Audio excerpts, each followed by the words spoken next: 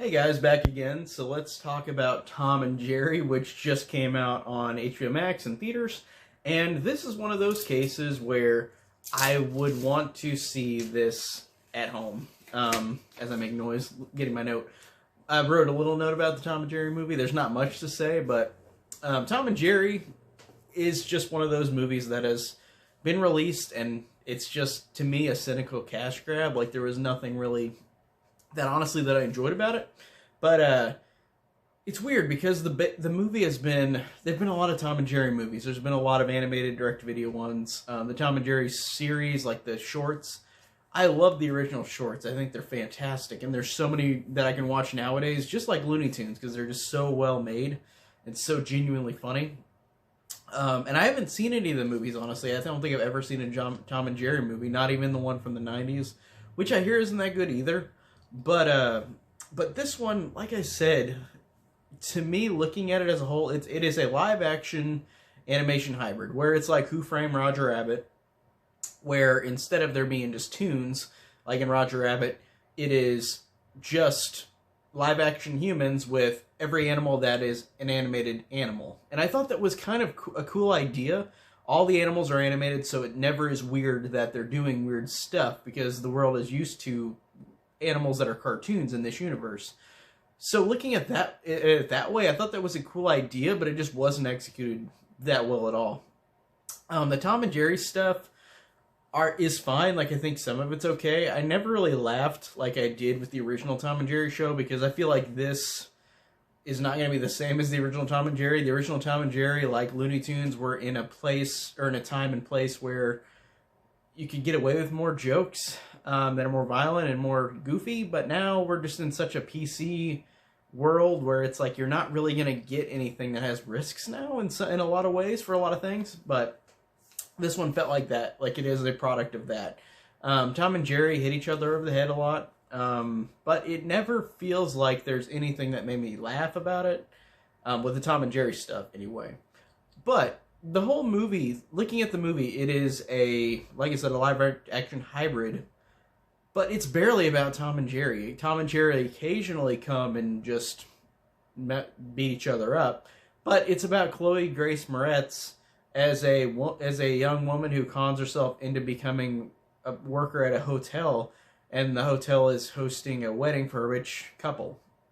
And she and Michael Pena have to make sure it goes right. And then Tom and Jerry sometimes appear in the movie and sometimes just wreck stuff up. And there was also Spike, too, and Droopy. There's a poster of Droopy as well, but it's typically just Tom and Jerry. And like I said, it just does not blend well in terms of this plot about random girl with wedding at a hotel, and then Tom and Jerry are just there at this hotel wrecking shit. That's it. There's not anything that, to me, worked. I honestly really didn't like this movie at all. I thought it was pretty bad. Like I said, looking at the humor, it just wasn't funny. It was very incredibly generic. The movie starts out with rapping pigeons, and I was just sitting there like, I don't understand why at all. Besides the fact that they're cartoon pigeons in this world. But why are they rapping and what? It felt like it was literally, this was made in the 90s, and then they forgot about it and just released it like 20 years later. Or almost 30 years later. So that's really all it is. It's not anything special. It's not anything interesting. Like, I'm not mad that I saw it. I didn't get pissed off watching it. I just was like, man, this is just such a waste of time. It's just so uninteresting and not funny, not interesting, and you've got talent in it that it can be done way better and other stuff. Like Chloe Grace Moretz is great and other stuff. Michael Pena is great and other stuff. There were a couple things that I thought were funny. There was a line where this guy set up. So there is a guy who wants to get Tom, like bring him into, because he works at the hotel now, and the guy's like, we don't need to get Tom. Like, what are you talking about? And the person says, Tom is an employee. He has a name tag. And that line read I thought was really funny, and I did like that.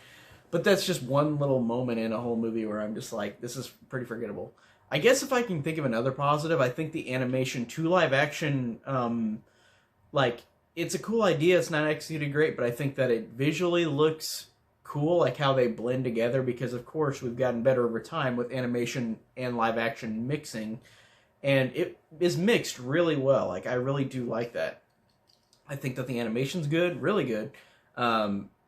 And there's just a joke like that I laughed at, but besides that, I'm not going to remember this movie ever. It's just going to be a really forgettable product that I didn't have fun with. So that's pretty much all I could say about Tom and Jerry 2021 version. It's just a forgettable movie for kids that you can watch. You can have kids that can watch way better movies than this, but it's apparently saving cinemas because it's making money, which is good, because I want the cinemas to come back after this is over. I want to have cinemas, and I want to have movies that I could see in the theaters.